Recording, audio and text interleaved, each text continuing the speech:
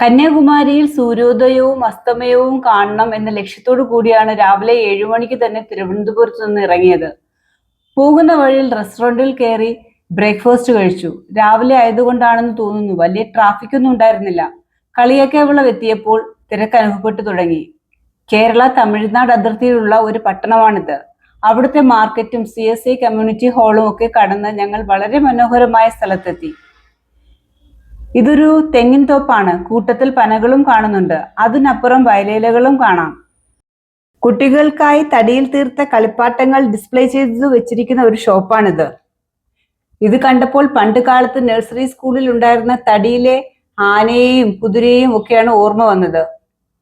വഴിയിൽ കരിക്ക് കണ്ടപ്പോൾ വണ്ടി നിർത്തി കരിക്കും കഴിച്ച് വീണ്ടും യാത്ര തുടർന്നു. കന്യാകുമാരിയിലേക്ക് പോകുന്ന വഴി ഒരു ഗ്രാമത്തിൽ കണ്ട കാഴ്ചയാണിത്. കണ്ണെത്താ ദൂരത്തോളം വ്യാപിച്ചു കിടക്കുന്ന ഒരു ആമ്പൽക്കുളം. വെള്ളയും പിങ്കും നിറത്തിലുള്ള ആമ്പൽ പൂക്കളും വൃത്താകൃതിയിലുള്ള ഇലകളും ആരെയും ആകർഷിക്കുന്ന ഒന്നാണ്. സുശീന്ദ്രത്തെത്തിയപ്പോൾ കണ്ട കാഴ്ചയാണിത്. വൈക്കോൽ കെട്ടുകൾ ഇവിടെ നിന്നും മാർത്താണ്ഡത്തേക്ക് കൊണ്ടുപോവുകയാണ്. ഒരു കെട്ടിന് ഇവിടെ 170 രൂപയാണ് വില. എന്നാൽ മാർത്താണ്ഡത്ത് ഇതിന് 260 രൂപയാണ് ഈടാക്കുന്നത്. 2 ദിവസം കൂടുമ്പോഴാണ് ലോഡ് എടുക്കുന്നതെന്ന് അറിയാൻ കഴിഞ്ഞു. ഈ ചെറിയ വണ്ടിയിൽ 120 കെട്ടാണ് ഒരു പ്രാവശ്യം നിറയ്ക്കുന്നത്. ഇത് വഴിയിൽ കണ്ടൊരു ബിൽഡിംഗ് ആണ്. ആരാധന നടക്കുന്ന സ്ഥലമാണെന്ന് തോന്നുന്നു. കുറെ കൂടി മുന്നോട്ട് പോയപ്പോൾ മറ്റൊരു സ്ഥലത്ത് വലിയ മരങ്ങളിൽ തൊട്ടിലുകൾ തൂക്കിയിട്ടിരിക്കുന്നത് കണ്ടു. അന്വേഷിച്ചപ്പോൾ അത് ആ നാട്ടുകാരുടെ ഒരു ആചാരമാണെന്ന് അറിയാൻ കഴിഞ്ഞു. എത്ര മനോഹരമാണ് കന്യാകുമാരിയിലേക്ക് പോകുന്ന വഴി എന്ന് പറഞ്ഞറിയിക്കാൻ കഴിയുന്നില്ല. പച്ചപ്പ് നിറഞ്ഞ കുന്നുകളും മലകളും താഴ്വരകളും വളരെ മനോഹരമായ കാഴ്ചയാണ്. പ്രകൃതി ഭംഗിയും ഗ്രാമക്കാഴ്ചകളും കണ്ടതിനു ശേഷം യാത്ര തുടർന്നു. പോകുന്ന വഴി കരിക്ക് കഴിച്ച് ക്ഷീണം മാറ്റി.